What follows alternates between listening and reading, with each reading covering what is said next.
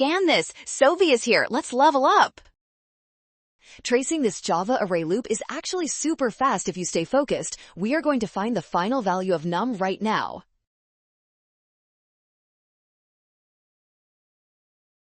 First, we start with num equal to 0 and an array containing 5 integers. The loop will run exactly 5 times, updating num by using its current value as the index. When k is 0, num becomes r0, which is 4. Then when k is 1, num becomes r4, which is 1. We just keep jumping through the array indices.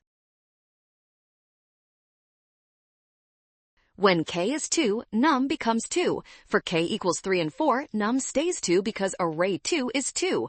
Option C is correct. Well done! Scan the code. You can learn better with Sovi. Watch your signs and avoid the rush by checking every single step carefully.